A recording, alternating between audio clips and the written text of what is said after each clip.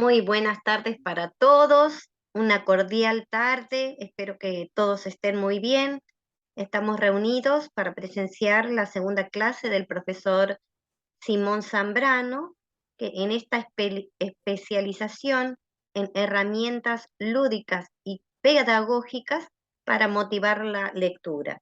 Desde Instituto Mar le damos una cordial bienvenida. Instituto Mar es un instituto de capacitación docente continua. Recordamos que la formación inicial que recibe un docente es muy importante porque constituye la base, pero no es suficiente para toda su carrera. En MAR nos proponemos dar herramientas para que los docentes estén actualizados gracias a un diálogo ameno con capacitadores reconocidos, webinars gratuitos y cursos arancelados, dirigidos a padres, docentes y público en general, interesados en temas relacionados con la educación y la crianza. En esta oportunidad vamos a escuchar al profesor Simón Zambrano, como dije anteriormente, en su segunda clase de especialización. El profesor Simón es educador, docente, escritor, mediador de lectura. Desde Venezuela, él nos va a estar llevando esta tarde esta amena clase. Bienvenido, profesor, le cedo la palabra. Mientras tanto, yo voy a compartir el PowerPoint.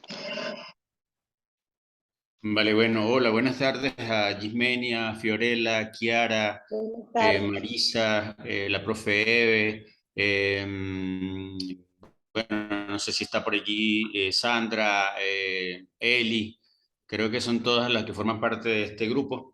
Y bueno, de verdad agradecer por encontrarnos nuevamente la tarde de hoy.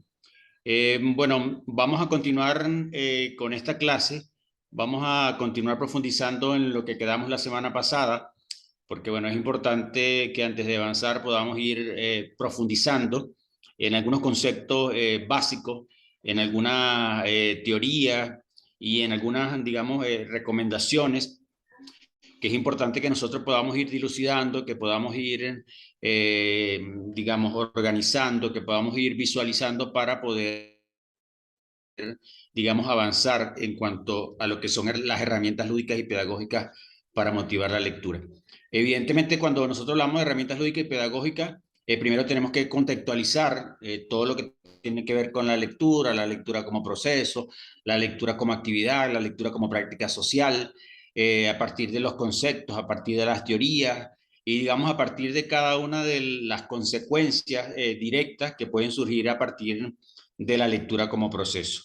Es por ello que en estas 12 clases que vamos a ver a lo largo de estos 3 meses, nosotros vamos a ir profundizando de manera, digamos, paralela junto a los ejercicios que vamos a ir haciendo, junto a las actividades que también debemos ir complementando y todas las que son las herramientas que vamos a ir, digamos, aplicando, unas en tiempo real, otras de manera para ejecutar en nuestros distintos espacios, llámese hogar, llámese biblioteca, llámese escuela, donde estemos trabajando. Y yo sé que, bueno, en Venezuela aún no han comenzado las clases, comenzamos la primera semana de octubre, pero creo que en los otros países de América Latina, bueno, en lo que respecta a Perú, en lo que respecta a Ecuador, creo que ya han comenzado la escolaridad y entonces allí donde nosotros vamos a ir haciendo algunos ejercicios, algunas actividades en tiempo real. Yo quiero pedirle a la profe que si puede ir bajando las diapositivas y nos vamos a detener en la que dice leer para aprender versus leer por placer, ¿ok? Para, digamos, ir avanzando en esta área. Bueno, quiero pedir dos cositas. Una tiene que ver con que hagamos una especie de corte a mitad de la clase, de manera que podamos ir generando una conversa, de manera que podamos hacerlo mucho más dinámico en el sentido de preguntas y respuestas, en el sentido de ir, digamos, intercambiando opiniones, manteniendo un diálogo permanente y también interactuando a partir del enriquecimiento mutuo, ¿ok? Es importante, ¿por qué? Porque, bueno, en tiempo real vamos a ir haciendo algunos ejercicios donde ustedes van a tener que de alguna manera participar a través de la voz, a través de la visualización por la cámara, y entonces es importante que vaya generando ese feedback. Hay algunos ejercicios que son muy dinámicos, que son juegos, y bueno, allí vamos a tener que todos conectarnos en la cámara para poder, digamos, que funcionen los ejercicios, ¿ok? Ok, profe, no sé si puede agrandar la lámina, leer para aprender versus leer por placer. Bueno, vamos a arrancar entonces, leer para aprender versus leer por placer. La lectura como sinónimo de alfabetización, lo educativo.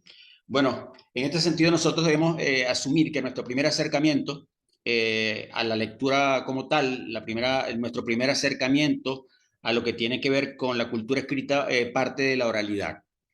Y antes de comenzar a conversar un poco sobre esto, yo quería leer un texto que justamente tiene que ver con la narración oral, que justamente tiene que ver con la lectura, con el contar cuentos, y que tiene que ver justamente con el origen del cuento como escritura, ¿ok? A partir de lo que es la voz, a partir de lo que significa la vocalización de las palabras.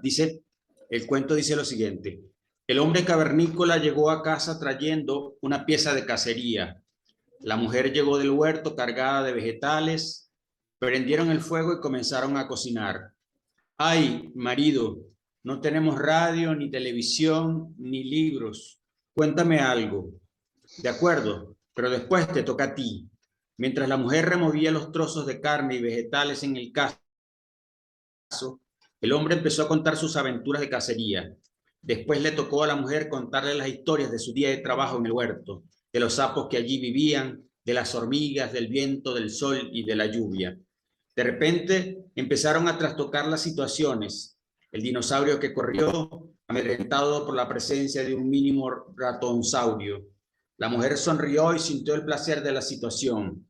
Rió y golpeó amigablemente a su compañero, quien la había hecho reír. Ella entonces decidió contarle la historia del frijol que se devoró el tiranosaurio, y también de una mora silvestre que salió volando por el aire pintando el cielo de morado. Rieron ambos de sus aventuras trastocadas, comieron y se acostaron. Hacía buen tiempo.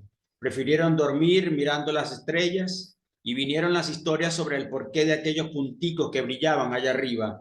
Su imaginación se desbordó de miedo al oír los ruidos de la selva. ¿Cuántos seres habitaban la noche? Se estrecharon un poco más y se unieron.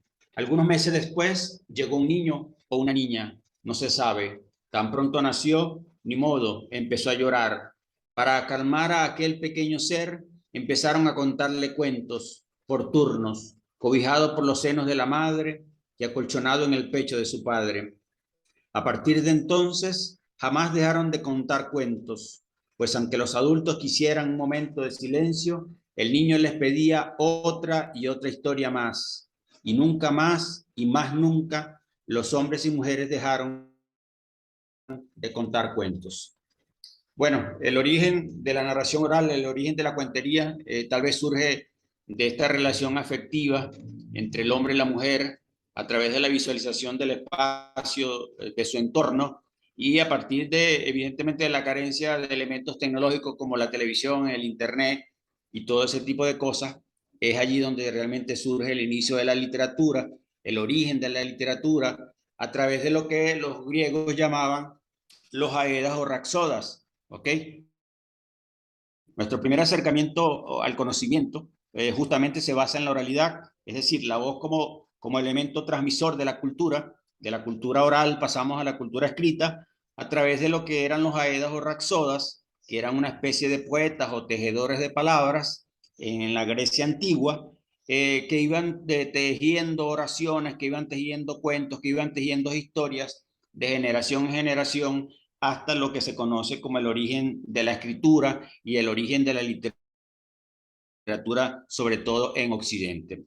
Entonces, la cultura escrita surge justamente como origen a partir de la oralidad. Es la voz desde el punto de vista de los afectos, es la voz desde el punto de vista de la comunicación, desde el punto del lenguaje, desde el punto de vista de la lengua como lengua materna, quien va a ir transmitiendo los conocimientos, todos los elementos culturales para de así de alguna manera, digamos, consolidar lo que sería la cultura de Occidente y consolidar lo que sería la escritura como tal.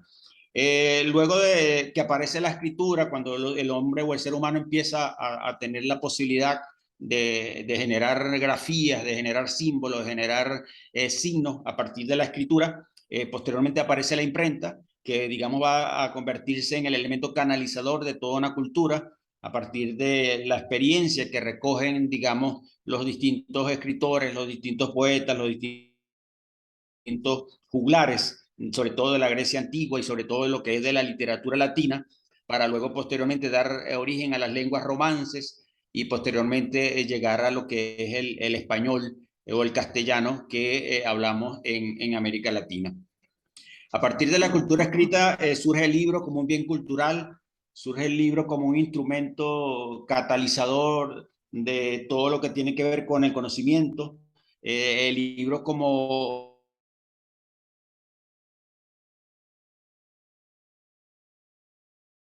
una fuente, digamos, como una herramienta liberadora, y es a partir de allí donde surge la lectura, digamos, como una herramienta para alcanzar mayor conocimiento, como una posibilidad de decodificar caracteres escritos, como una posibilidad de leer símbolos, de leer grafías, de leer signos, que posterior a ello van a alcanzar niveles de comprensión que, digamos, van a permitir un cuestionamiento, van a permitir, digamos, asumir una postura crítica ante todo lo que se lee y ante todo lo que forma parte de la cultura escrita. Entonces, el concepto de leer para aprender tiene que ver justamente con la posibilidad de poner en el tapete los dos conceptos. La lectura como proceso alfabetizador para la transmisión de conocimiento, por un lado, y la lectura por placer, desde el gusto, desde el deseo, desde la necesidad, para generar, digamos, otros elementos que están mucho más cercanos al placer, al deseo, al agrado, a la consolidación de una postura individual, una postura, si se quiere, particular de la lectura.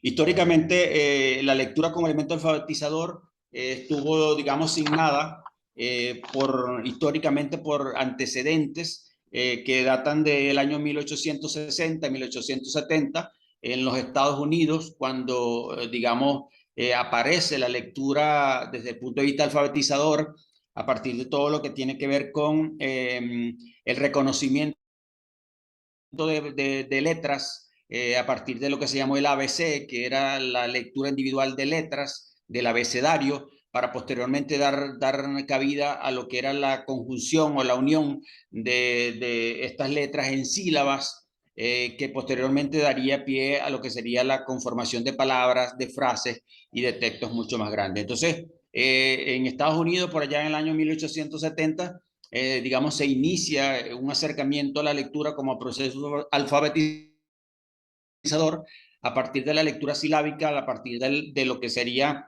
la conjunción entre fonos y fonemas, entre palabras y sonidos que van a permitir ir armando palabras, frases, conceptos mucho más amplios. Entonces, históricamente, al hablar de la lectura como proceso alfabetizador o la lectura para aprender, nosotros recordamos todo lo que tiene que ver con las fichas o los resúmenes en el caso de los estudiantes de secundaria, en el caso de los estudiantes de primaria, las fichas a través de libros de textos que nos permitían ir, digamos, reconociendo palabras, uniendo sílabas para luego formar frases, a través de lo que eran los libros de texto y lo que posteriormente también se llamaban cartillas, que todo estaba, digamos, relacionado con la lectura silábica. Quiero detenerme justamente aquí de manera muy breve, porque, bueno, en los ejercicios que ustedes enviaron, el primer ejercicio que justamente tenía que ver con una autobiografía lectora, a partir, digamos, del reconocimiento de nosotros como lectores, cuál fue nuestro primer acercamiento a la lectura, de quienes me enviaron, digamos, la tarea, quienes hicieron el ejercicio. Es un ejercicio, si se quiere, de viaje al pasado, de mirar en el tiempo, de reconocernos primero como lectores, antes de reconocernos como mediadores de lectura, y pude apreciar allí en todos los ejercicios que me enviaron, en las tareas que me enviaron, que ese primer acercamiento justamente para con la lectura surge desde el afecto. Por lo general, todas las que respondieron los ejercicios hablan de su relación con la lectura a partir del afecto, a través del papá, de la mamá, digamos, del núcleo familiar. Es allí donde se va a permitir, digamos, ese primer acercamiento para con la lectura. En ese sentido, en cuanto a las edades, también pude ver allí, las edades también fueron muy diferentes.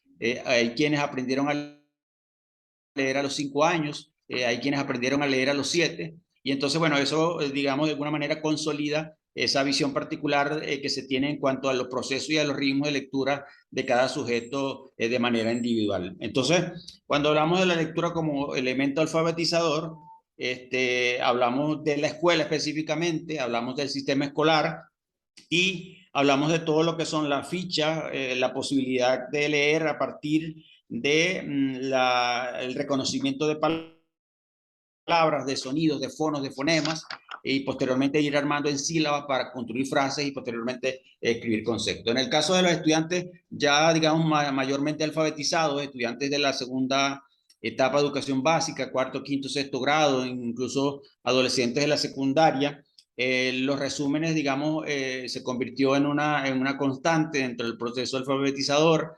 Muchos de nosotros tuvimos la oportunidad de acceder a la literatura, pero no de manera general, sino a través de la visualización de pequeños fragmentos, de pequeños párrafos, de pequeñas partes o de pequeños capítulos de lo que significaban los clásicos de la literatura universal. Y no solamente universal, sino también latinoamericana. Estos libros de textos o estos resúmenes que eran, digamos, elaborados de una manera tal vez conductista, en el sentido de que estos resúmenes estaban elaborados para no permitirnos acercarnos de manera profunda al texto, sino resúmenes que nos acercaban de manera muy parcial, que nos acercaban de manera, si se quiere, muy ajustados a las necesidades de los docentes, más que a las necesidades del lector. Y estos resúmenes, de alguna manera, marcaron parte de la historia de la lectura en el caso de los adolescentes o en el caso de los jóvenes que estaban en la secundaria. Los libros de texto, de alguna manera, han sido, digamos, creados, han sido estructurados para que de alguna manera el pensamiento esté fragmentado, para que de alguna manera el conocimiento también esté dividido y sintetizado, en el sentido de que no se nos acostumbró a leer una obra completa, no se nos acostumbró a leer un texto de manera total, sino que estos libros de texto con resúmenes, con fragmentos, de alguna manera fueron limitando nuestra capacidad de imaginación, limitando nuestra capacidad de pensamiento y limitando también nuestra capacidad de crítica. Entonces, en este sentido, la crítica va justamente, digamos, dirigida al sistema educativo, va justamente dirigido, digamos, a las carencias que ha tenido la escuela en cierto sentido para con la lectura, y es allí donde nosotros debemos empujar y romper, digamos, los paradigmas, romper los modelos en cuanto a la lectura para aprender y avanzar hacia la lectura por placer o hacia la lectura por gusto, por deseo, por necesidad. La escuela históricamente nos enseñó a decodificar, la escuela nos atrapó, si se quiere, el sistema educativo nos atrapó en lo que tiene que ver con la decodificación de caracteres escritos a través de la lectura de símbolos, de grafías, de signos, que de alguna manera pareciese que al momento de decodificar, el ser humano, el sujeto lector digamos, tenido la capacidad de alcanzar el todo. Sin embargo, lamentablemente no es así. La decodificación no es más que una primera etapa del proceso de la lectura, es solamente una visualización superficial de símbolos, de signos, de grafías, que luego tiene que complementarse justamente con una serie de competencias lectoras de mucho más profundidad, como el análisis, la síntesis, la crítica, donde deben desarrollarse todas las competencias lectoras desde el punto de vista de la creatividad, de la criticidad y de la memoria. La escuela nos enseñó a decodificar, pero también nos enseñó a memorizar, es decir, gran parte de nosotros, bien sea de manera positiva o negativa, recuerda de manera muy clara gran parte de los textos o una parte de los textos que nos fueron, digamos, impuestos durante nuestra alfabetización, desde el punto de vista de la memorización, desde el punto de vista de convertir al cerebro como una especie de depósito donde acumulábamos una gran cantidad de información que posteriormente íbamos, digamos, repitiendo, que íbamos, digamos, teniendo una reiteración caótica. Entonces, la lectura para aprender nos enseñó a decodificar por un lado, nos enseñó a memorizar desde el punto de vista de la acumulación de conocimiento, nos enseñó a repetir, por eso que muchas veces decimos repetir como los loros, porque justamente la escuela no nos enseñó a pensar, las escuelas nos transmitió, digamos, parte de un conocimiento estructurado, un conocimiento dividido, fragmentado, que de alguna manera nos impedía sentir, nos impedía pensar y nos impedía incluso asumir una postura crítica ante lo que estábamos leyendo. Entonces, la reiteración caótica de conceptos, la reiteración caótica de textos, la reiteración caótica incluso de métodos, de conceptos, digamos que lamentablemente ha hecho mucho daño desde el punto de vista educacional porque ha formado lo que se denominan analfabetas funcionales, que son sujetos que, digamos, entre comillas, saben leer y escribir, pero sin embargo no alcanzan a una profundización de las competencias lectoras y es allí donde, digamos, empiezan a aparecer una serie de problemas estructurales que van, digamos, en detrimento de una más calidad de la lectura, que van en detrimento de una más calidad de pensamiento y de carácter crítico. En Venezuela, los que somos venezolanos vamos a comprender un poco esto.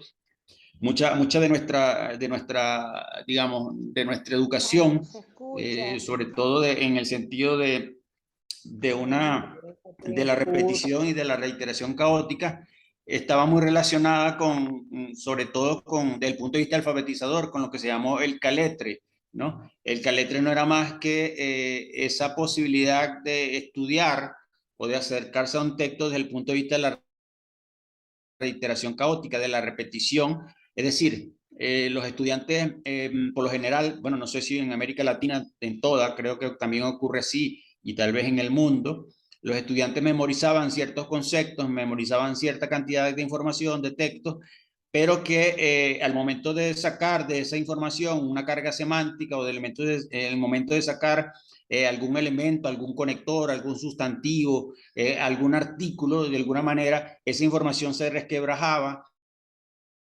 esa información se destruía y era allí donde el estudiante se veía en problemas porque al momento de sacar o eliminar una frase, una palabra, un artículo de ese texto total, allí realmente se destruía el conocimiento porque el estudiante o el sujeto lector olvidaba totalmente lo que había memorizado a lo largo de un tiempo. Entonces, cuando hablamos de la rigidez de la educación, hablamos de una educación conductista, una educación que de alguna manera fragmentó el conocimiento, que impuso unas estructuras muy alejadas de la realidad de los sujetos, todo esto en contraparte de lo que sería el placer, de lo que sería el acercamiento a la lectura desde el punto de vista del gusto, desde el punto de vista del agrado, desde el punto de vista de un rasgo de más voluntad. Es decir, la lectura para aprender tiene un carácter, ha tenido históricamente un carácter,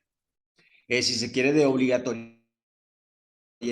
Es decir, aprendemos a leer para satisfacer cierta cantidad de información, aprendemos a leer para subsanar elementos desde el punto de vista académico, aprendemos a leer para asumir, digamos, herramientas desde el punto de vista laboral. Sin embargo, dejamos atrás, digamos, la esencia de la lectura, que debe ser la lectura por placer.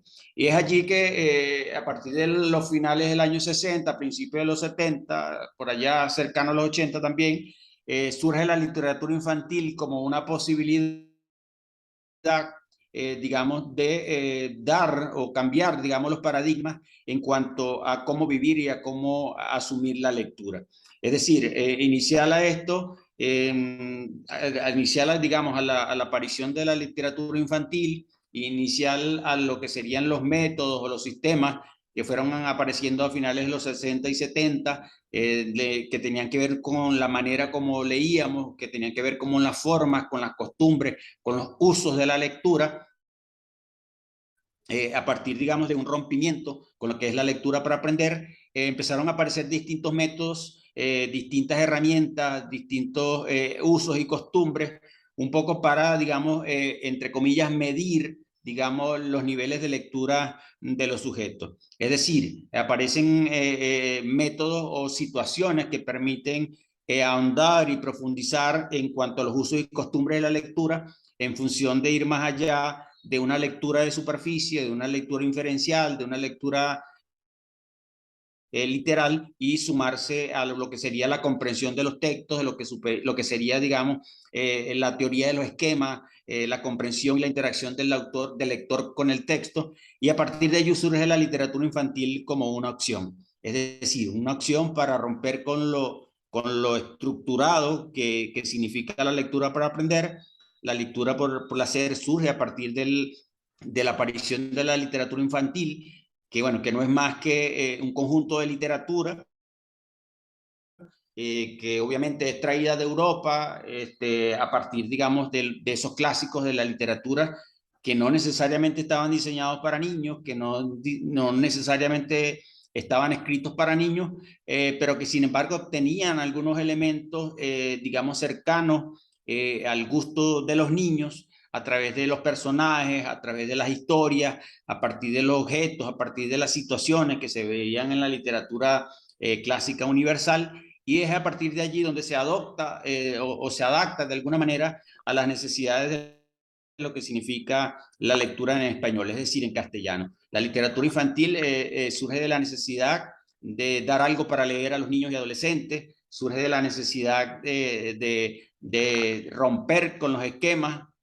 sobre todo los esquemas educativos, y que aparezca la lectura por placer. Entonces la la literatura infantil surge como una propuesta para acercar a los niños y adolescentes a la lectura desde el punto de vista del gusto.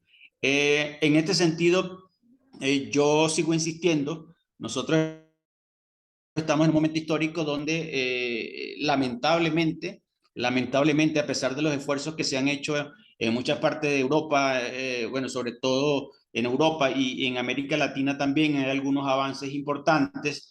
A pesar de todos los esfuerzos, digamos, no hemos roto aún con ese paradigma de la lectura para aprender, para imponer o para sugerir, digamos, la lectura por placer. Han sido muy grandes los esfuerzos que se han hecho, han aparecido conceptos nuevos como la animación a la lectura, como la mediación de la lectura, aparecen cada vez más festivales de literatura infantil y juvenil, la producción editorial de libros desde el punto de vista infantil ha aumentado, hay más lectores, hay niños lectores en América Latina, digamos, hay ilustradores, hay, digamos, toda una industria de la literatura infantil y juvenil. Sin embargo, digamos, nos queda mucho trabajo por hacer en cuanto a ganar más lectores, en cuanto a convertir a nuestros países en países lectores por placer. Entonces, cambiar los paradigmas debe surgir desde el punto de vista del Estado, el Estado como rector, digamos, el Estado como gobierno también debe tener, digamos, políticas que vayan mucho más allá de la lectura para aprender, debe ir generando en los espacios educativos, en las escuelas, en los preescolares, en distintas bibliotecas, debe ir, digamos, cambiando los paradigmas en cuanto a la lectura para aprender en función de la lectura por placer. Es decir, de arriba hacia abajo es el Estado quien debe tener, digamos, la prioridad o quien debe tener, digamos, la intención de cambiar estos paradigmas desde el punto de vista escolar, mucho más espacios para la lectura por placer, mucho más libros de literatura infantil que libros de texto, mucho más mediadores de lectura formados que ayuden y acompañen a estos niños en ese proceso, digamos, mucho más encuentros de literatura infantil, espacios que de alguna manera permitan, digamos, ir moldeando el ecosistema o el espacio donde debe desarrollarse un niño lector. Desde el punto de vista de las implicaciones en su proceso de formación y los cambios de paradigma, es importante que nosotros, bueno, empecemos de abajo hacia arriba. Si las estructuras de poder, el Estado, los gobiernos, de alguna manera, no tienen dentro de sus políticas públicas, desde el punto de vista de la lectura y de la cultura, digamos, no tienen herramientas o no tienen intenciones de cambiar los paradigmas en ese sentido, pues de abajo hacia arriba, nosotros como padres, como mediadores de lectura, como docentes, como bibliotecarios, debemos pues, impulsar, digamos, estos cambios de paradigma, estos modelos de lectura, estos usos y estas formas de lectura en función del placer. Las consecuencias directas desde el punto de vista del analfabetismo real, desde el punto de vista del analfabetismo funcional, de la pobreza lexical, de la no comprensión de la lectura y de la dificultad para organizar las ideas y la falta de organización del discurso, de alguna manera van a ser consecuencias directas del acto de no leer, ¿ok? Históricamente se ha comprobado que, bueno, un sujeto no lector de alguna manera va a acumular en gran cantidad, digamos, estas consecuencias directas, que son problemas estructurales del no acercamiento a la lectura. Sin embargo, hay un elemento que es, digamos, el elemento central o el elemento transversal de este proceso de la no lectura, o de los bajos niveles de lectura, que es justamente el analfabetismo real, ¿no? No podemos, digamos, tapar el sol con un dedo, en el sentido de que para poder ahondar en profundidad nosotros debemos concientizarnos, debemos sensibilizarnos, debemos comprender y visualizar que hay un problema grande que tiene que ver con el analfabetismo real. Es decir, el analfabetismo real es aquel donde el hombre, el sujeto, la mujer, el ser humano, no tiene ningún tipo de acercamiento ni a la lectura ni a la escritura, ¿ok? El analfabetismo real es el analfabeta real es aquella persona que no tiene la más mínima idea desde el punto de vista del acercamiento a la lectura y desde el acercamiento a la escritura. Evidentemente es un problema social, es un problema cultural, es un problema estructural que tiene el mundo. En algunas regiones del mundo se hace mucho más evidente, como el caso de África. La UNESCO habla de que hay más de 800 millones de personas en el mundo que no saben leer ni escribir. Se habla que una cuarta parte de esa población son mujeres, es decir, las mujeres son más sensibles al tema de la lectura, tal vez bueno, porque históricamente se les ha atribuido los compromisos del hogar, el compromiso de trabajar, de producir, de atender a los hijos, lamentablemente, y una gran parte de la población que no sabe leer y escribir en el mundo es mujer. Y hay un dato más importante, que es que hay una parte muy importante de esa cantidad de 800 millones de personas en el mundo que no saben leer y escribir, está asociada con la juventud, es decir, jóvenes entre 17 y 25 años no tienen acceso o no han tenido acceso a la lectura y a la escritura. Entonces, el problema es sustancial, el problema es elemental, pero bueno, es un problema que deriva evidentemente de un elemento social, económico, países que están, digamos, sumergidos en la pobreza, cantidad de millones de niños, de hombres, de mujeres que mueren de hambre. Digamos, el problema es realmente estructural bueno, y realmente lamentable. En el caso del analfabetismo funcional, es un analfabetismo derivado de la menos voluntad, de la menos voluntad o digamos, del menos acercamiento a la lectura como proceso. Es decir, el analfabeta funcional es una persona que ha tenido la posibilidad de acceder al libro, a la lectura, a la escritura, sin embargo no ha desarrollado las competencias lectoras, sin embargo no ha desarrollado las capacidades de escritura, y es allí donde se va a encontrar con una serie de problemas, con una serie de problemáticas desde el punto de vista de su adaptación social, desde el punto de vista de su desarrollo como ser humano, desde el punto de vista de su desarrollo intelectual, laboral, incluso dentro de su propio entorno. Es decir, un analfabeto funcional es una persona que sabiendo leer no lee, que sabiendo escribir no escribe. Y es allí donde hay una gran contradicción con lo que sería, digamos, el analfabetismo real. Gente que quiere pero que no puede, y hay gente que puede pero que no quiere.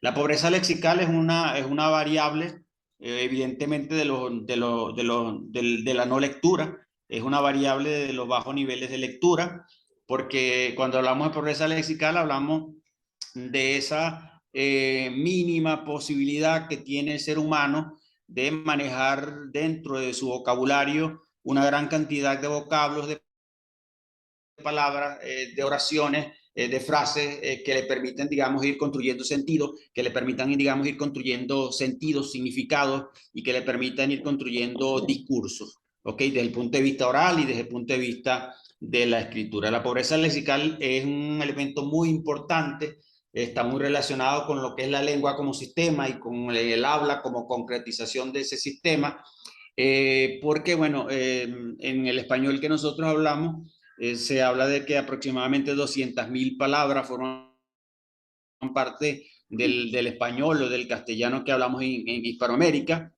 Sin embargo, un hablante promedio, entre comillas, con cierta formación académica, con cierta, digamos, accesos del punto de vista económico, con cierta organización social, de alguna manera no llega ni al 100%, perdón, ni al 50% de la cantidad de palabras o de vocablos o de grafías o de palabras que, digamos, forman parte de nuestro vocabulario. Un hablante promedio debería hablar entre 25 a 50.000 palabras. Es una suma arbitraria en el sentido de que yo no creo que un sujeto hablante del español pueda manejar esa cantidad de palabras en ningún tipo de conversación a lo largo de su vida.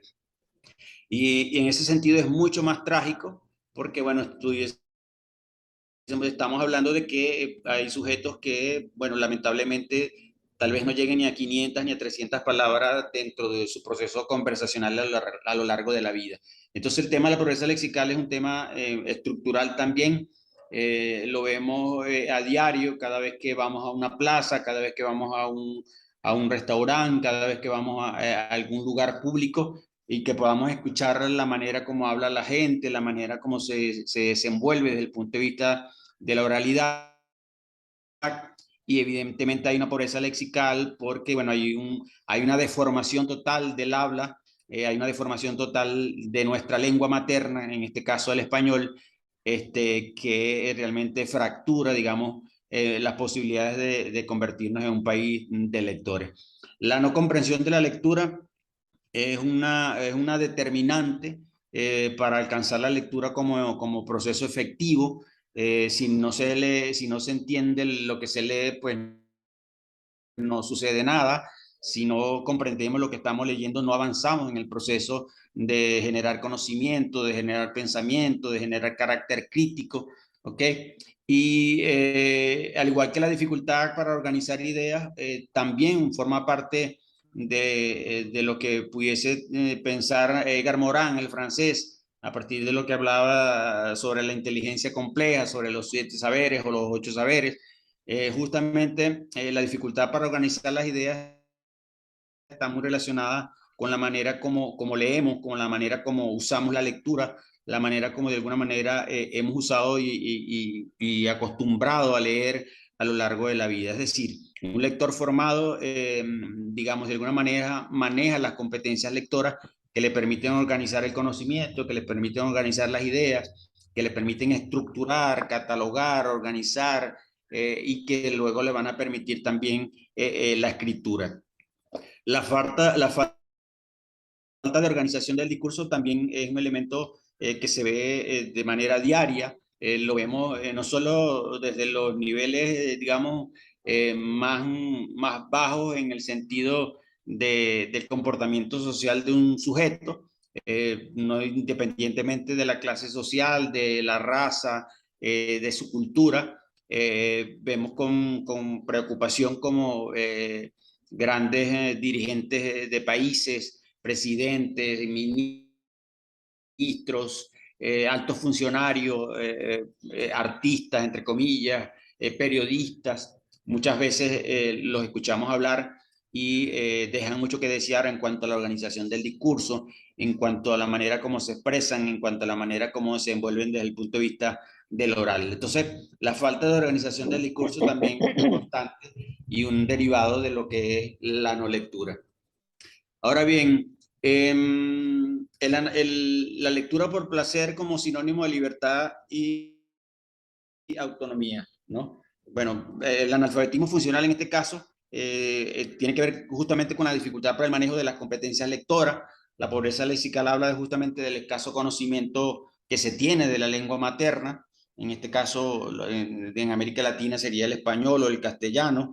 Y en el caso de la lectura por placer como sinónimo de libertad y autonomía, la lectura por placer tiene un rasgo de más libertad en la medida que permite desarrollar las competencias lectoras del sujeto, que permite, digamos, atravesar lo que tiene que ver con la imaginación, con lo que tiene que ver con la creatividad, con lo que tiene que ver con la criticidad también, con la memoria, y permite, a diferencia de la lectura para aprender, que de alguna manera el sujeto está sujeto a las estructuras de poder desde el punto de vista educativo. La lectura por placer es una lectura mucho más autónoma, es una lectura, digamos, individual, personal, que está ligada a un rasgo de más voluntad y evidentemente va a generar una serie de sensaciones, de sentimientos, de situaciones que le van a permitir al sujeto ser mucho más libre desde el punto de vista de la lectura. Es decir, la posibilidad de recrear el mundo a partir de su experiencia personal, a partir de lo que tiene que ver con el conocimiento previo, la acumulación de toda la información que está acumulada en el cerebro, en función de relacionarla con la lectura, digamos, con la información visual que de alguna manera nos está transmitiendo el texto. Un lector por placer es un lector, digamos, auténtico, en el sentido de que tiene la posibilidad de interpretar lo que está leyendo de acuerdo a sus conocimientos previos, de acuerdo a sus intereses, de acuerdo a sus propósitos. En cambio, un lector que lee para aprender de alguna manera está sujeto a un sistema, está sujeto a una estructura, está sujeto, digamos, a un acondicionamiento que le hace de alguna manera el sistema. La posibilidad de producir nuevo conocimiento desde la escritura también es una posibilidad que tiene el lector por placer, o sea, el lector que lee por gusto, el lector que lee por necesidad, va a tener la posibilidad de producir nuevo conocimiento a partir de la escritura, a partir de la reescritura también de lo que está leyendo. Desde el punto de vista de la imaginación, un lector por placer tiene la posibilidad de potenciar las capacidades de soñar, de sentir, de pensar, de recrear, de construir nuevas historias, construir nuevos mundos y también nuevos personajes. Desde el punto de vista de las sensaciones son totalmente distintas. Alguien que lee para aprender de alguna manera ve mutilada la posibilidad de sentir. Alguien que lee por placer siente, sufre, de alguna manera se adapta y de alguna manera reinterpreta, digamos, lo que está leyendo. Los sentimientos, los agrados, el placer, el gusto, el deseo y el carácter crítico también forman parte de, digamos, de esas condiciones o de esas competencias que va a ir desarrollando un lector autónomo. En el caso del desarrollo de la creatividad, de la imaginación, las sensaciones y el placer, el carácter crítico, todos estos elementos, digamos, va a estar reunido en un lector autónomo. Un lector por placer va a desarrollar la creatividad, la imaginación, las sensaciones, los sentimientos, el placer, los gustos, y también va a asumir una postura crítica ante lo que lee.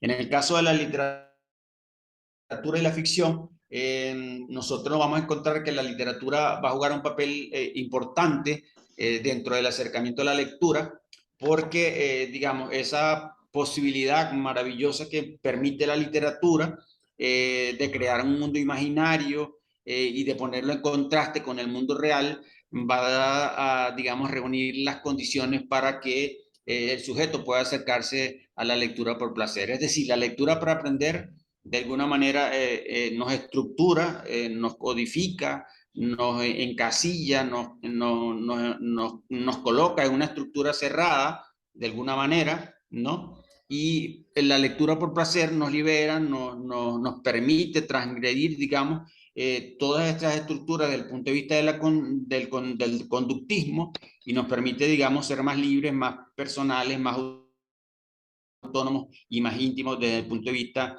de la literatura. Es decir, la lucha por un mundo imaginario desde el punto de vista del placer contra un mundo real, contra un mundo duro, contra un mundo cruel, contra un mundo, si se quiere, perverso dentro de las sociedades en las que vivimos. Entonces, lo lúdico, el juego, lo divertido, lo extraordinario, lo mágico, va a ser, digamos, fundamental para conseguir nuevos lectores, no solo para conseguir nuevos lectores, sino para transformar desde el punto de vista de lo positivo a esos nuevos sujetos, a esos nuevos hombres y a esas nuevas mujeres del mañana. Es decir, la lectura por placer nos permite, desde el punto de vista de la subjetividad, obviamente, nos permite también la posibilidad de, digamos, romper con los esquemas, de romper con los paradigmas y a partir de allí,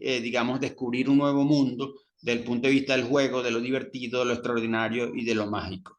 Es decir, la lectura por placer también nos permite avanzar y profundizar aún mucho más desde el punto de vista del acercamiento a la escritura. Es decir, la lectura y la escritura van de manera paralela, son correlativos. Es decir, un sujeto que lee tiene la posibilidad de escribir, ¿no? Un sujeto que no lee difícilmente puede acercarse a la escritura. La escritura es un elemento transversal también del proceso de acercamiento a la lectura.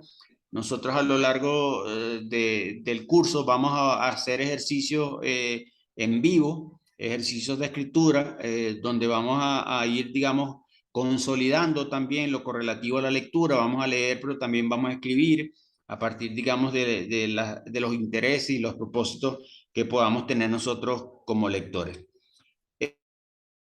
La siguiente lámina, profe, por favor.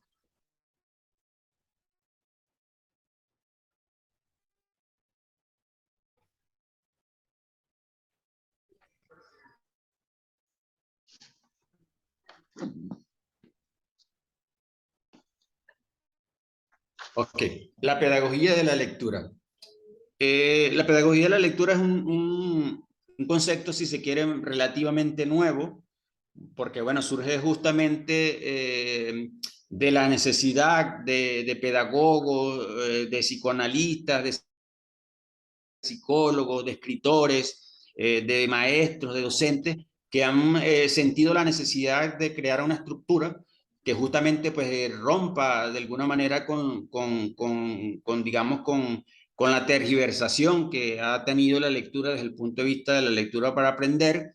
Y la pedagogía de la lectura no es más que un conjunto de herramientas, de actividades, de ejercicios, de actitudes que se han ido enumerando, que se han ido conformando, que se han ido estructurando, justamente para acercar a los sujetos a la lectura desde el punto de vista de la efectividad. Es decir, crear las condiciones para que la lectura pase a ser un acto formal, no solamente desde el punto de vista del aprendizaje, sino desde el punto de vista del placer, desde el punto de vista de la sensibilidad. Y es allí que la pedagogía de la lectura surge justamente desde el punto de vista del deterioro sistemático de la producción de conocimientos. Es decir, los sistemas educativos de nuestros distintos países, de alguna manera, han ido en deterioro, de alguna manera, de la producción de conocimientos. ¿Por qué? Porque, bueno, el conocimiento de alguna manera es peligroso. Un sujeto que lee es peligroso, un sujeto que escribe es peligroso. Y el sistema en el que vivimos, lamentablemente, está dirigido por unos cuantos que de alguna manera no quieren o no permiten que, digamos, que tengamos una población de gente que lee, de una población que escriba, de una sociedad lectora, de una sociedad escritora. Entonces, en función de eso, el deterioro sistemático de la producción de conocimientos o del conocimiento que se produce para beneficio de unos pocos, digamos, hay sistemas que de alguna manera se apropian del conocimiento, lo patentan, lo pagan, le ponen un valor al conocimiento y de alguna manera no permiten que el resto de la humanidad, que el resto de los sujetos, que el resto de los individuos pueda tener, digamos, acceso a ese conocimiento. Es decir, el conocimiento se ha convertido tiene un carácter privado, lamentablemente, el conocimiento de alguna manera, la socialización del conocimiento está regido por ciertas normas, por ciertas estructuras, por ciertos costos, y este deterioro sistemático de la producción de conocimiento o esta no socialización del conocimiento, de alguna manera está marcado por, digamos, por problemas estructurales que tienen que ver con lo social, con lo económico, con lo político y con lo cultural. Es decir, todos estos elementos, el deterioro sistemático de la producción de conocimiento está ligado a lo social, desde el punto de vista de que no todos pueden acceder al conocimiento, económico desde el punto de vista de que hay un costo para el conocimiento, desde el punto de vista político, porque bueno, hay quienes, digamos, quieren marcar el rumbo, quieren, digamos, marcar el conocimiento para beneficio de unos y para detrimento de otros, desde el punto de vista cultural, en el sentido de querer cambiar los usos, las costumbres, las formas de ser, los etos y los talantes, digamos, los patos y las talantes de los sujetos, de las sociedades, y es allí donde empiezan a aparecer, digamos, formas de aprender, pero también formas de enseñar. En este sentido, la velocidad con la que se mueve el planeta, la velocidad con la que se mueve el sistema en el que vivimos, hay nuevas formas de aprender, pero también hay nuevas formas de enseñar, y este aprender a pensar, digamos, juega un papel fundamental dentro de la producción de conocimiento. Entonces, la pedagogía del placer o el deseo por la lectura o la necesidad de leer de alguna manera rompe un poco con las estructuras y con las formas de aprender que nos quieren, digamos, marcar o que nos quieren imponer, o las formas de enseñar también que nos quieren imponer, y es allí donde nosotros debemos aprender a pensar. Es decir, el sistema de alguna manera nos ha impuesto lo que ellos quieren o lo que el sistema quiere que nosotros aprendamos. Es decir, la televisión se ha encargado a lo largo de los años digamos, de sintetizar el conocimiento, entre comillas, de estructurar las formas de pensar de los sujetos, y es allí donde la televisión, el internet, los más medias, digamos, los grandes medios, los periódicos, las revistas, el cine, la fotografía, de alguna manera, digamos, han entrado en ese sentido en función de deformar e incluso más allá de transformar. Es decir, el deterioro sistemático de la producción de conocimiento está, digamos, dividido por dos cosas. Primero, por el elemento de deformación en función, digamos, de lo que sería elementos de transformar. Es decir, importa más destruir, importa más deformar que transformar. Y es allí que hay una gran cantidad de la población que vive, como diría Mempo Jardiner, en la oscuridad textual, porque justamente los sistemas de alguna manera nos impiden acercarnos al conocimiento. Entonces, en ese sentido, nosotros vamos a ver con mucha preocupación la deserción escolar. Vamos a ver primero el analfabetismo real de manera exagerada, más de 800 personas de millones en el mundo, más de 800 millones de personas en el mundo que no saben leer ni escribir. La deserción escolar en nuestros países, sobre todo en América Latina, es una cosa bárbara. Los niveles de competitividad desde el punto académico, desde el punto de vista académico, desde el punto de vista laboral, también es voraz, ¿no? El sistema de alguna manera limita la producción de conocimientos. ¿Por qué? Porque de alguna manera necesita mano de obra barata, necesita, digamos, mano de obra barata en contraprestación con lo que sería una mano de obra calificada o de mentes calificadas, y es allí donde la lectura, digamos, juega un papel fundamental. En el caso de todo esto, bueno, la lectura va a tener un impacto social importante, fundamental para transformar, digamos, a los sujetos, a los seres humanos, y es allí donde nosotros debemos intervenir como docentes, como padres, como representantes o como mediadores de lectura. En el caso de la pedagogía del placer o el deseo por la lectura, digamos que los paradigmas deben cambiarse desde el punto de vista de romper con la obligatoriedad, con ese carácter escolar que tiene la lectura, que ha tenido históricamente. Cualquier niño de cualquier edad va a asociar la lectura con la escuela, cualquier niño de cualquier edad va a asociar la lectura con un carácter escolar, ninguno lo va a asociar al placer, al gusto, a la posibilidad de vivir mundos maravillosos, y es allí donde nosotros debemos intervenir, donde nosotros debemos, digamos, presentar propuestas y soluciones que vayan y transformando la posibilidad de la forma como vemos la lectura, de la forma como asumimos la lectura. Y para que esto ocurra es importante que, primeramente, que la lectura tenga un valor social, ¿no? Es importante que la lectura tenga un valor social, así como lo puede tener la televisión, así como lo puede tener el internet. Hay gente que se muere si pasa un día sin internet, hay gente que se muere si pasa un día sin televisión. Entonces, hacia allá debemos apuntar. La lectura debe tener un valor social mucho más importante incluso que la televisión o que el internet o que el cine o que cualquier otro elemento, digamos, de distracción o de diversión. En cuanto a la lectura asociada a la necesidad del disfrute, va a estar, digamos, regido por los intereses de cada niño, de cada niña, desde el punto de vista de la literatura infantil, desde el punto de vista de lo lúdico, desde el punto de vista de lo divertido y sobre todo de la libertad y la autonomía que le permite la lectura. Es decir, un niño que asume la lectura desde el punto de vista de la voluntariedad va a ser un niño con mayor capacidad de autonomía, con mayor capacidad de libertad, de desenvolverse, de desarrollar sus competencias lectoras, de escribir y de asumir postura crítica ante el mundo y ante la realidad. La posibilidad de transformar y de crear el mundo y de crear a través de la imaginación, de los nuevos mundos, de objetos y de personajes, digamos, va a ser un balance significativo al momento de acompañar al niño y al niño a la lectura. En este sentido, bueno, no sé si hay alguna pregunta, algún comentario.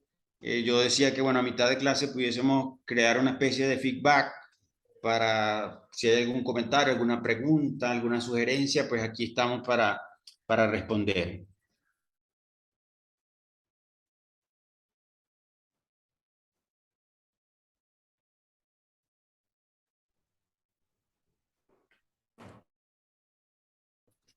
Bueno, por aquí Profesor, hay un mensaje en el chat. Dice, hay muchas culturas donde no se le permite el acceso a la mujer a la lectoescritura. Sí, bueno, evidentemente, digamos que no solamente en este sentido. Estamos hablando de la lectura, de la escritura. Evidentemente hay mujeres que no tienen acceso a cosas básicas como el salir a la calle sin la cara descubierta. En el caso de las mujeres musulmanas, que no se les permite trabajar en la calle. Bueno, que no tienen incluso países donde las mujeres no tienen derecho a elegir a sus presidentes. Digamos, son muchas de las limitantes que tienen las mujeres. Y bueno, en el caso de la cultura, bueno, en el caso de la cultura hay muchos elementos, ¿no?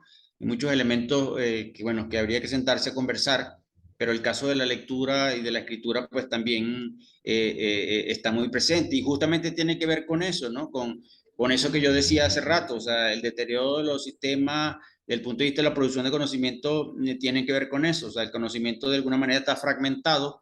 No todos pueden tener acceso al conocimiento según el sistema.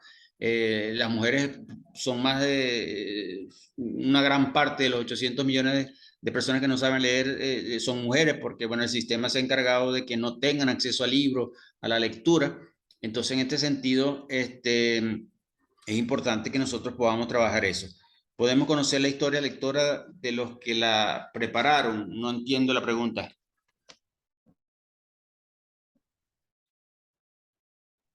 ¿Cómo, profe? Ahí estoy mirando en el chat. ¿Cómo? ¿Podemos conocer la historia lectora de los que la prepararon? A ver, Marisa, a ver si puede hablar. Marisa, tenés apagado el micrófono, Mari. Ah, ok, ok, ok. Vale, vale. Bueno, en este sentido quisiera que cada uno de ustedes, yo no sé si pudiesen leer en voz alta parte de lo que fue el acercamiento, ese primer acercamiento que tuvieron en la lectura, el primer ejercicio que tiene que ver justamente con un viaje al pasado. Yo les comento rápidamente mientras van preparando allí para leer. Tuve la oportunidad de leer todas las que me enviaron.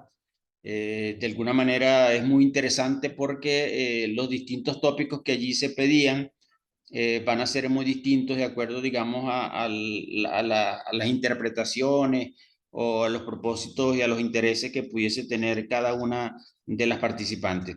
En el caso de las edades, se hablaba de que, por lo menos Gismenia comentaba que había aprendido a leer a los 5 años. Fiorella hablaba de haber aprendido a los 7 años. Sonia creo que también a los 7 años, digamos. El acercamiento a la lectura va a ser muy diferente de acuerdo bueno, a los ritmos, a los tiempos, a los procesos de cada quien. Hay algo que sí se vuelve transversal y es que, bueno, casi todos aprenden o aprendemos a leer desde el punto de vista del afecto, a partir del papá, de la mamá, de la relación directa con el núcleo familiar, y en ese sentido es bastante interesante, ¿no? Lo que se aprendió a leer o lo que le dieron para leer o lo que leímos en una primera instancia, justamente todo está muy ligado a la alfabetización, todo está muy ligado a lo escolar.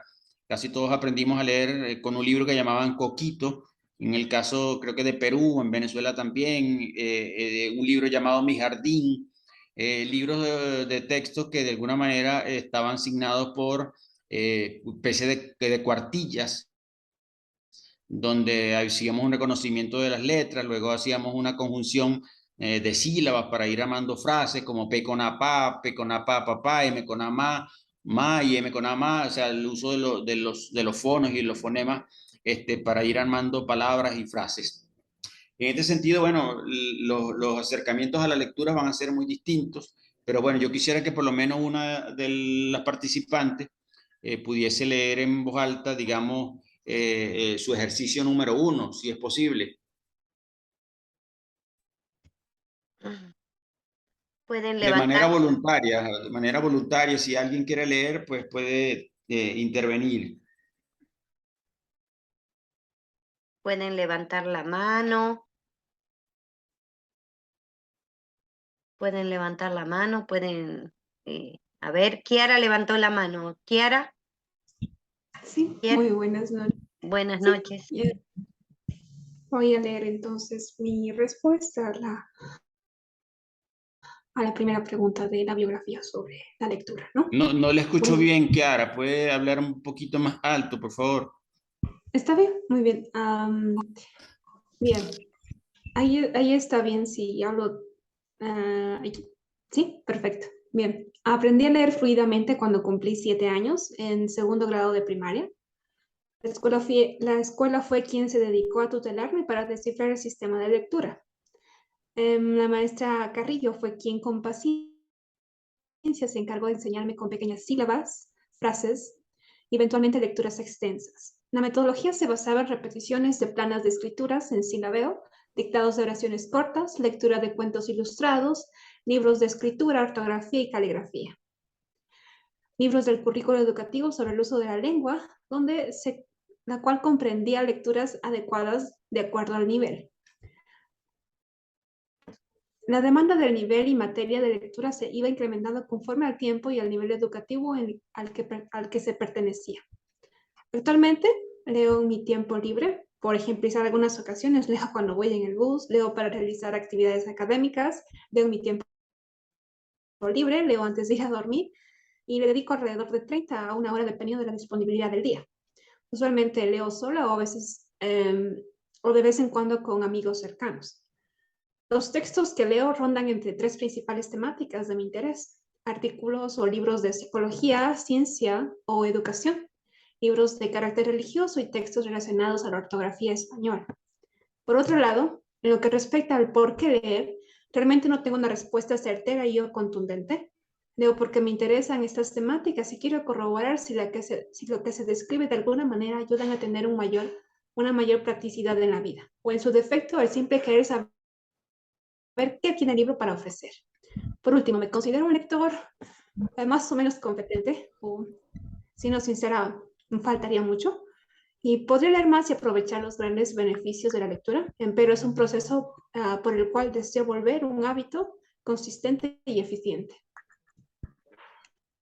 Muy bien. Bueno, un aplauso para Kiara por compartir con nosotros su acercamiento a la lectura, sus intereses, los textos que leyó, digamos, su propósito o sus intereses para con la lectura. Yo no sé si alguien más quiere compartir con nosotros su ejercicio. La idea de esto es un poco poder visualizar quiénes somos como lectores, poder visualizar cuáles fueron, digamos, cuál fue el acercamiento nuestro para con la lectura, la edad en que empezamos a leer, el qué leímos, cómo aprendimos, para qué leemos, por qué leemos, si de alguna manera somos buenos o malos lectores o regulares lectores. La idea es que nosotros mismos hagamos un ejercicio de introspección y que de alguna manera podamos medir, digamos, las potencialidades, medir entre comillas las potencialidades y, digamos, las carencias que pudiésemos tener como lectores. Yo creo que eso es importante porque nos exige más. ¿Profe? ¿Profe? Sí, dígame, profe. Yo le comento, no le envié, pero estaba, como se llama, ensayando sobre el ejercicio que usted mandó, y yo me recordaba que yo empecé a leer a los 5 años, cuando apenas empecé la escolaridad, sentía muchos deseos. Y esto vino desde un hogar muy humilde, porque mi mamá y mi papá son personas trabajadoras de una clase muy humilde, pero siempre hubo muchos libros en mi casa. Entonces íbamos a las ferias donde se vendían libros usados y revistas, y era todos los fines de semana intercambio, no se podían comprar. Entonces intercambiaba hasta los libritos de cuentos. En el primer grado empecé con el Mame Mimo Mu, que era lo que se estilaba en ese momento: sucia masa la masa, amo a mi oso. Y bueno, entonces eso fue para mí un mundo maravilloso, el descubrimiento de la lectura. A los 12 años me regalan mi primer libro para mí completo. Antes tenía libritos de cuento, pero me regalan el libro Mujercitas, en una edad donde para mí era muy importante porque estaba en plena adolescencia. Entonces fue un camino el descubrimiento de la lectura, que yo podía, por mis medios buscaba eh, historias infantiles, de adolescentes, a través de los cursos escolares. Seguí leyendo libros de texto, y después, más grande, hoy en día, me encanta todo tipo de literatura. Leo la literatura informática, la literatura de ciencias, estudié en la Facultad de Derecho, estudiaba los textos de Derecho, y también me apasiona la lectura por placer, donde tengo mis escritores favoritos y los sigo porque me gustan mucho. Eso. Bueno, profe, muchísimas gracias por compartir con nosotros su acercamiento a la lectura. Usted ha dicho algo que es muy interesante, que justamente lo voy a conversar aquí más adelante, que son dos elementos que tienen que ver con la lectura. La lectura por instrucción, como una primera parte, digamos, natural, entre comillas, que tiene que ver con la lectura para aprender, que tiene que ver con nuestro carácter alfabetizador, y por el otro lado, la lectura por descubrimiento, que es una lectura, digamos, individual, que es una lectura, digamos, por placer. Entonces, usted acaba de nombrar el descubrimiento, y es una cosa que vamos a ver un poco más adelante. Bueno, vamos a continuar. Yo quisiera leerles algo rápidamente para continuar con la clase. Algo que justamente tiene que ver con el descubrimiento, ¿no? Y el acercamiento de nosotros como sujetos para con el libro. Tiene que ver con una novela de Oliver Jeffers que habla un poco sobre el acercamiento de un niño con la lectura. En la novela de Oliver Jeffers, el increíble niño come libros, dice así: Enrique era un niño a quien le gustaba comerse literalmente los libros. Los mordía, los masticaba, los tragaba y los digería. Comía de todo: novelas, almanaques, atlas, aunque tenía preferencias, como sucede con todos a la hora de comer, por algunos libros, los de color rojo. Tras la ingestión de libros, Enrique notaba que se hacía cada vez más listo, lo cual lo llevó a comer, comer y comer cada vez más. Pero el niño se enfermó por su descontrol de la ingesta. Quería ser la persona más lista del mundo y los médicos le indicaron terminar con esa afición. En una ocasión, triste y aburrido por no saber qué hacer con su problema, Enrique tomó accidentalmente uno de sus libros, pero en lugar de llevárselo a la boca, acatando el consejo de los doctores, comenzó a leerlo y descubrió que también disfrutaba realizar esta acción. Y por si fuera poco, bueno, leer le producía el mismo beneficio al leerlo que al comerlo. Bueno, parte del acercamiento de muchos a la lectura, ¿no? Bueno, vamos a continuar entonces. En este sentido, cuando hablamos de pedagogía de la lectura, nosotros hablamos de la formación de nuevos formadores o mediadores. Digamos que esta es una etapa del proceso de la lectura muy importante dentro de lo que es la mediación de la lectura, porque la formación de nuevos mediadores nos va a permitir ir creando una cadena, nos va a permitir ir creando una red de socialización del conocimiento, es decir, herramientas que pudiesen asumirse desde el punto de vista del aprendizaje y que un lector formado posteriormente en previo acompañamiento con un sujeto no lector pudiese ir socializándolo para ir formando nuevos mediadores, nuevos formadores que pudiesen alcanzar una mayor cantidad de sujetos como lectores. Entonces, en este sentido, el intercambio de saberes desde la realidad inmediata del sujeto es importante. Un mediador de lectura debe de alguna manera tener la posibilidad de sensibilizarse con el proceso que va a vivir a través de la lectura, debe tener la posibilidad de organizar, digamos, el acercamiento o el acompañamiento para con la lectura, bien sea con un sujeto, bien sea con un grupo, bien sea con un colectivo. Y el intercambio de saberes desde la realidad inmediata del sujeto es importante para, digamos, atravesar el proceso de la lectura de manera efectiva. Un formador debe visualizar la problemática, diagnosticar la problemática que pudiese existir en un determinado lugar y en un determinado grupo de lectores o un determinado grupo de mediadores, y a partir de allí poder diseñar un plan, una estrategia, herramientas que vayan, digamos, mucho más cercanas a la realidad inmediata de los mediadores.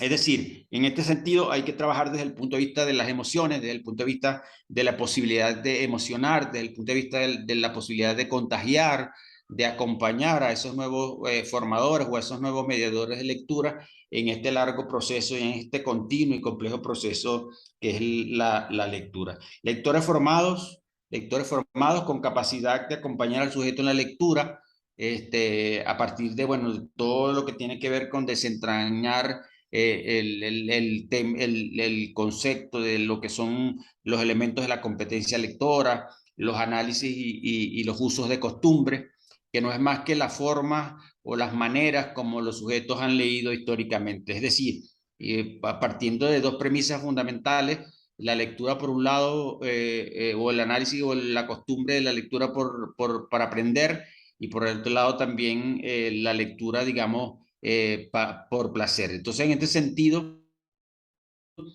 poder analizar la lectura como concepto, los usos y las costumbres que pudiesen tener, digamos, los sujetos lectores a partir de distintas herramientas o de distintos elementos como la lectura rápida o fluida, o la lectura lenta o pensada, ¿no? Lo que sería la lectura inconsciente, la lectura preconsciente o la lectura consciente. digamos que van a ser instancias o que van a ser alternativas dentro de los usos y las costumbres de los lectores. Desde el punto de vista de la lectura rápida, es una cosa que a mí me llama mucho la atención porque yo he visto por allí en algunos lugares, sobre todo en el internet, donde se ofrecen cursos de lectura rápida. Es decir, te enseñan a leer 5.000 palabras en un minuto, en una hora, o en media hora, o en 10 minutos. Entonces, me llama mucho la atención porque me parece una tontería, de alguna manera, plantear o implantar o estructurar un ritmo de lectura a cualquier sujeto, ¿no? Si la lectura se hace desde el placer, pues yo creo que el placer debe ser extensivo, el placer debe ser duradero, el placer debe ser constante, y bueno, no creo que nadie esté leyendo por competir o por alcanzar leer este, en 50.000 palabras en 3 horas. Yo creo que el tema de la lectura rápida está creado por quienes de alguna manera están detrás de la industria del libro, tal vez, ¿no? Tal vez estoy especulando, pero pareciera que, bueno, que mientras más rápido lees, más rápido compras libros, más rápido consumes libros, pero me parece realmente una cosa un tanto sin sentido, ¿no? No es lo mismo la lectura rápido que una lectura fluida, una lectura que de alguna manera rompa, perdón, que una lectura fluida que permita, digamos, acercarnos a la lectura desde todos los ámbitos, desde el punto de vista de la pronunciación correcta de las palabras, desde el punto de vista de la comprensión de lo que se está leyendo, desde el punto de vista de la proyección de la voz, de una lectura, digamos, que se comprenda, que se entienda desde el punto de vista de la lectura en voz alta. La lectura lenta o pensada, yo creo que funcionaría mucho más en el sentido de que la lectura por placer nos permite hacer una lectura más reposada, una lectura más consciente, una lectura, si se quiere, donde se manejen todos los elementos cognitivos de la lectura, donde se manejen las inferencias, donde se manejen las deducciones, donde se hagan apuntes, donde se subraye, donde se tome nota, donde se vaya a otra lectura paralela para revisar un texto que de alguna manera maneja la misma temática o revisar otro libro del mismo autor. Yo creo que la lectura en ese sentido debe ser lenta y pensada, que yo creo que es el objetivo de toda lectura, comprender lo que se lee, más allá de correr para leer cierta cantidad de palabras en una hora o en un minuto o en media hora. Yo creo que la lectura debe ser, desde el punto de vista del placer, debe ser constante, debe ser duradera y debe ser extensiva. Sin embargo, hay 3 elementos que atraviesan la lectura desde el punto de vista de la forma como leemos, de la forma o de las maneras como leemos o de la forma como acostumbramos a leer, que están asignadas, digamos, por niveles de intensidad también, justamente desde 3 etapas de la conciencia, ¿no? Primero desde el inconsciente, desde la posibilidad que leamos de manera muy superficial, de manera, si se quiere, literal, sin hacer, digamos, ninguna profundización del texto, una lectura preconsciente desde el punto de vista de que hay una preconciencia, hay una predisposición, hay una preapertura a hurgar, a conducir o acercarnos mucho más a lo que estamos leyendo, y una lectura consciente que es un nivel ya superior, que es un nivel mucho más alto, que es a donde debemos llegar, que es un lector ya formado, con las competencias lectoras desarrolladas, con el placer por la lectura desarrollado, que le va a permitir no solamente leer desde el punto de vista de la comprensión del texto, sino que le va a permitir releer, le va a permitir reescribir, le va a permitir de alguna manera asumir posturas críticas y escribir nuevos textos a partir de lo que está leyendo. Entonces, desde el punto de vista de los usos y las costumbres, yo apuesto a una lectura desde la conciencia, una lectura formal, una lectura autónoma, que se maneje desde la estructura de superficie hasta la estructura profunda, es decir, desde la lectura más básica, más sencilla, más rudimentaria, hasta una lectura mucho más preparada, mucho más elaborada y mucho más consciente. En este sentido, las herramientas están muy ligadas también a lo que son las costumbres, las manías que pueda tener una persona como lector. Ya lo decíamos en estos días, los derechos que tenemos como lectores.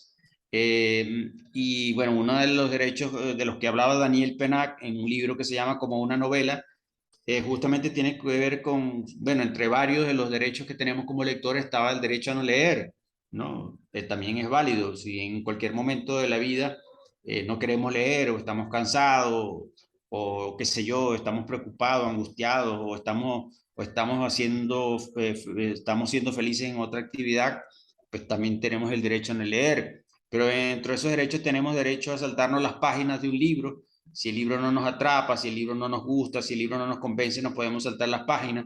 Tenemos ese derecho, ir adelante, ir hacia adelante o volver atrás cuando no entendimos algo o queremos rectificar sobre un dato histórico, sobre el nombre de un personaje, sobre una situación de la historia.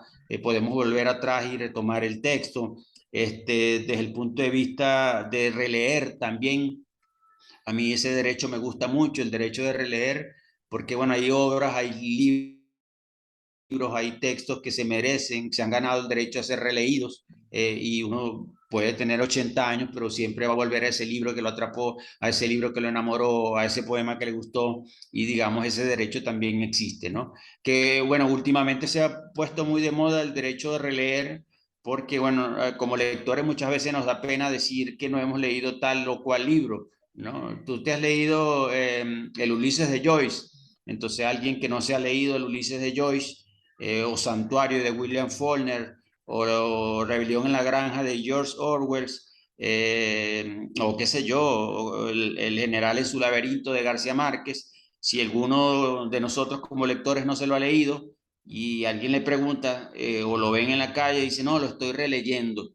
Resulta que nunca en su vida lo ha leído, pero bueno, a uno como lector le da pena decir que no ha leído a García Márquez, tal cosa de García Márquez, o tal cosa de Cortázar, y entonces dice, no, lo estoy releyendo a fulano, o estoy releyendo a fulano. Pero bueno, es parte de ese derecho que tenemos como lectores, ¿no? De releer, de repensar también. A mí me gusta mucho el prefijo re, porque significa volver a cosas buenas, ¿no? Recordar